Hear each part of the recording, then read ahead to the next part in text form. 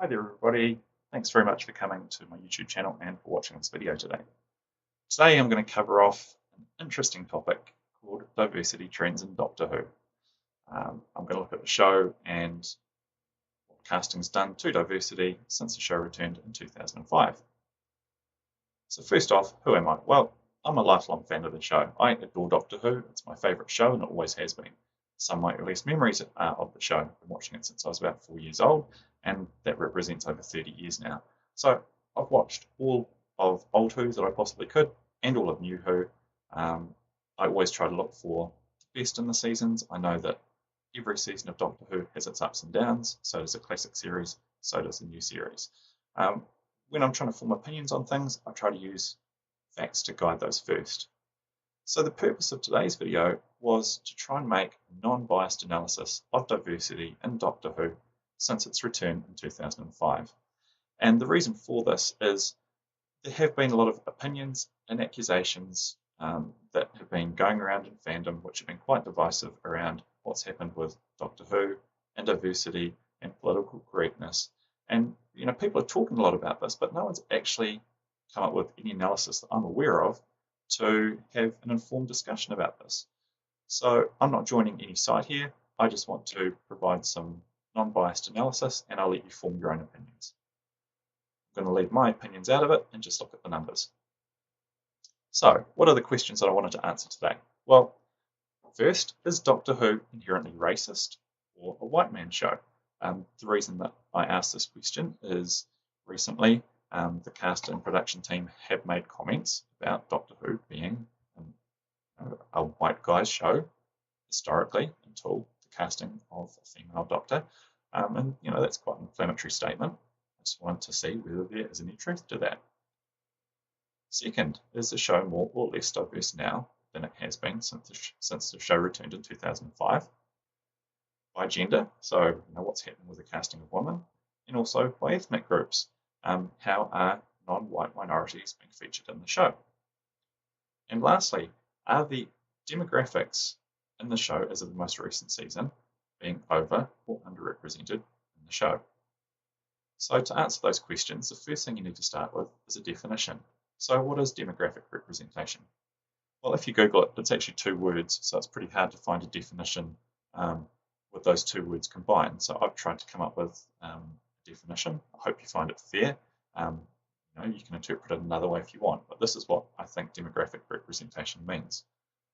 Ensuring the mix of actors or characters on screen fairly represents the mix of that demographic in society. And the reason for that is people viewing the show, they feel they're fairly represented and have role models they can relate to when watching a show.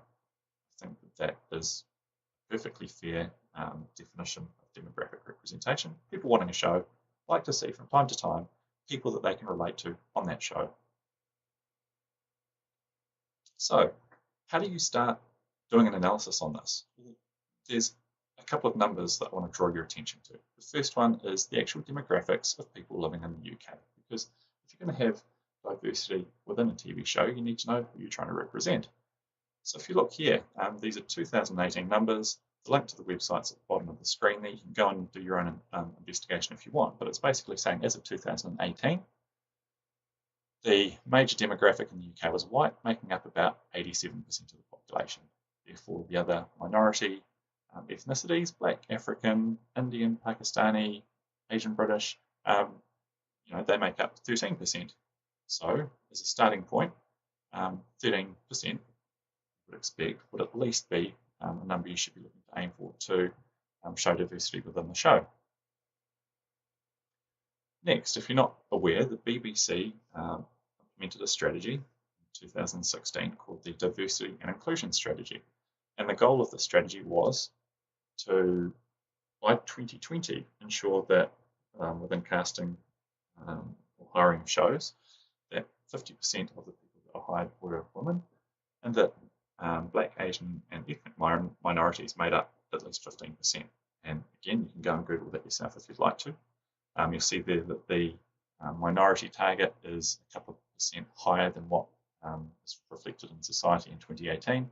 I guess they're assuming that those minorities are going to continue to grow and the population mix will slowly change over time. We're not talking about a huge difference, So between 13 and 15% is, I guess, a number that you'd consider fair. Okay, so if we know what the targets are, how do you go about measuring it within Doctor Who? Well, I'm going to talk to you about my methodology. Now, this isn't perfect. I'll give you some disclaimers afterwards, but this is what I did. I went to IMDb and I reviewed every single episode of New Who from Rose to Resolution. I counted the total number of credited cast for each episode. That's important because sometimes there are non-credited cast members. You'll see that stated in IMDb as well. But for consistency, I just stuck to the credited cast.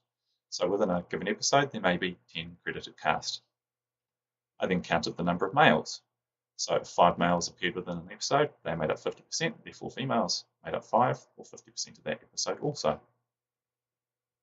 I counted the number of white actors or actresses, and therefore the number of non-white actors or actresses in that episode. So again, if there are 3 non-white actors, they would make up 30% of the episode, and casting of that episode, and 7 would be white, and they would make up 70% of the casting of that episode.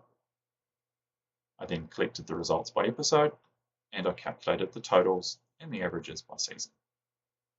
Now, before we move on to the results, I've got some disclaimers. First of all, as we look at these results, I'm going to try and keep my personal opinions to myself. I'm just going to talk about the trends. I might highlight some specific things that are standing out to me. But as I said, I'm non-biased about this. I'm going to present these results. You can discuss them amongst yourselves. I've done the analysis made based on info on IMDb, and I've looked at gender of the people, and I'm pretty happy that I've got close to 100% accuracy on the count of male versus female. Ethnicity is a little bit more difficult. If someone hasn't put an image up on IMDb, I've tried to Google them and find them and classify them into either a minority or as white. Sometimes I wasn't able to find an image, and I've had to take a guess based on name, either of the character or of the actor or actress. And so I'm not claiming this is 100% accurate, but I have done my best, and I'll therefore say it's 97% accurate. The next 2 points are really important. One, I want to point out that casting does not represent the time on screen, but it does reflect employment opportunities given within that episode. So you might have a white cast member that's on screen for 20 minutes, and a black cast member that's on screen for 10 minutes. I understand that discrepancy, and I don't have months of time to go with a stopwatch counting the minutes and seconds every person on screen gets. If you'd like to do the analysis, I would love to see it. But what I'm trying to show here is the casting opportunities within the episode. If there are 10 jobs going, who got what job between male and female, and white and non-white. The next thing I wanted to point out was I realised that seasons 1 to 7 are 1 episode longer than seasons 8, 9, and 10, and also 3 episodes longer than season 11. So you've gone from 14 episodes a year to 13 to 11. This doesn't matter so much when we're looking at percentages, but when we're looking at the total quantity of people cast, you would expect the shorter season has less people cast. So there are my disclaimers. Please bear those in mind before you comment. We'll come back and I'll remind you of those at the end of this video. So the results. Let's look at the numbers. First thing I did, as I said, was go through every episode. So this was the sheet that I set up. Season 1, episode 1, Rose. 13 people cast in the episode. 12 were white. Noel Clarke, who played Mickey Smith, was the non-white character in that episode. Therefore, non-white representation was 8%. The target, based on demographics, is 13%, and the BBC target is 15%. Then, out of the 13 cast in the episode, 8 were male, 5 were female. Therefore, the percentage of female cast was 38%. The target, demographic-wise and BBC-wise, is 50%. And so I've done that count for every single episode, as you can see, all the way down to season 11. So then I've graphed these results, and this is what we're going to look at next. So let's start with diversity in regards to men versus women. Right, this graph here has a number of lines. Let me explain them. The first one is the blue line, which is the percentage of the cast in an episode that was filled by females. And this goes up and down, as you'd expect, right up to season 11. I've got a smooth trend line in here, and it does show that getting into season 11, there was definitely an increase in female casting, and you've got your 50% target through there. So it's fair to say that throughout the last 11 seasons, there hasn't been an overrepresentation of women in episodes. it's certainly not without precedent that there are episodes where women make up more than 50% of the cast, but as an average, as we'll see in the next slide, women make up just under 40% of casting on average across those episodes. So is there room for improvement there? Yes, there could be. Has the show traditionally been targeted at males? Potentially that was the case. I know that the female viewership's increasing, so maybe the representation should as well. I'll leave you to consider that. Right, let's have a look at the season totals. This graph has a number of different measures on it. The first one is the columns. This represents the total number of people cast on this axis here per season. So in season 3, there were about 80 women cast in roles throughout that season. The season that had cast the most female actresses was season 4 with, we've got there, 136. And as I said, season 8, 9, and 10 are slightly shorter seasons, so season 11, so therefore you would expect the totals to be down a little bit because they don't have as many episodes to cast people in. But the other interesting measure is the percentages. So first of all, you start off with your 50% target, and then the percentage of females represented in casting in those seasons. And you'll see that season 11 definitely has the highest, and that's coming in at 44%. When the production team says that diversity-wise, there are more women cast in the show than ever before. Well, from a total count of actresses in the season, no, but as a percentage of the total cast, yes. What was really interesting to me is if you go back to the Russell T Davies era, season 1, 2, 3, 4, actually, that was pretty close to where we are now. You're only talking a couple of percentage points difference, 39, 40% versus 43 where we are now, 44. So, it's good to see there hasn't been a radical shift in the casting of women. It did drop down a little bit during seasons 7, 8, 9, 10, but it's picked up again. So that's gender by season. The next thing we'll look at is ethnicity. So again, exactly the same process. The blue line representing the percentage of non-white actors per episode, the green line representing the 13%, which is what's reflected in society, and the red line being the BBC target. And you'll see over time, again, the trend is that diversity has definitely increased, and it's trending at about 26%, which is double what's reflected in society. And the other thing that was really impressive to me was the fact that, starting in the earlier seasons, there was really, really great representation. Look at the season summaries, so you'll see exactly what's happening, but it's definitely picked up over the last couple of seasons. So when we look at the averages for the season, again, the columns show the number of non-white actors cast in a particular season. Again, season 4 was leading the way, 71 throughout season 4, and season 11, 57. Now, bear in mind again, seasons 8, 9, and 10 were shorter, and season 11 was shorter again. So actually, these numbers are very high, considering we have less episodes to cast people in. You've got your two lines again, green for society, red for the BBC target, and then the purple line showing what the average was for that season. And what was really pleasing to me is that, with the exception of season 1, 5, and 6, Doctor Who has been more than delivering on representation for minorities throughout the other 8 seasons.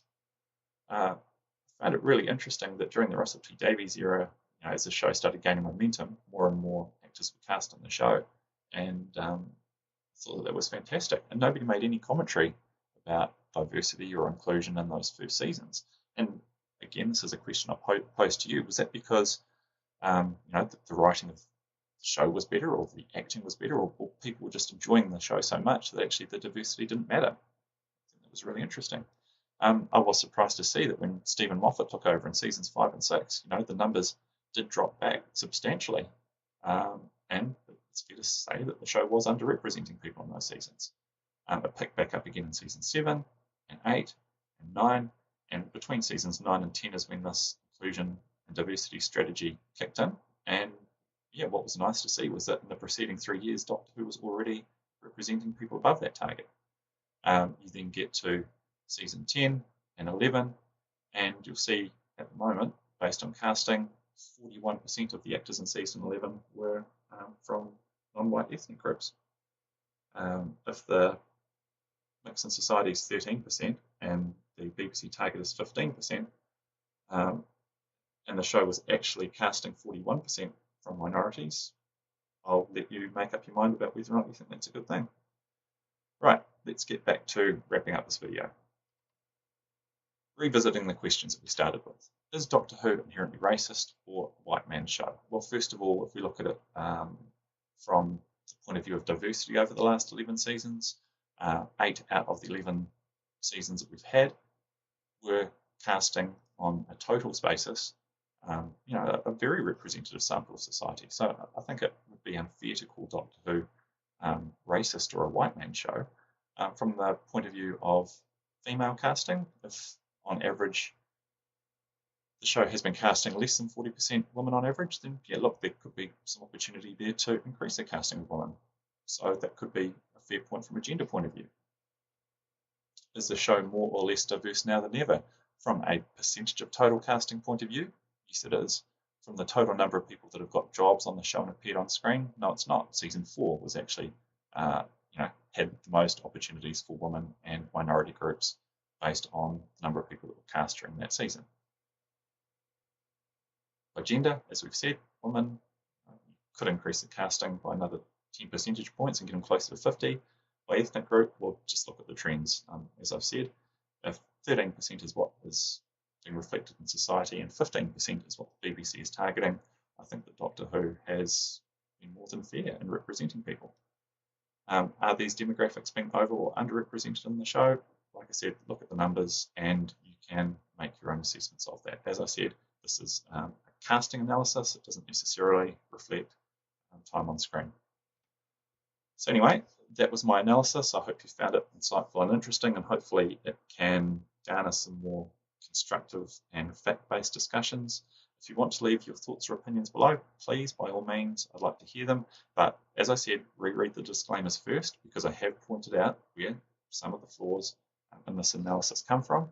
And you don't need to remind me of these. I've already said what they are in the disclaimers. If you can think of some other error in this analysis, that's fine. If you'd like to do your own analysis, I would be really interested in seeing it as well. But at least we have some stats that I think are relatively fair as a starting point to have a good discussion around. Anyway, thank you very much for your time. I hope you found this information interesting and look forward to reading your comments.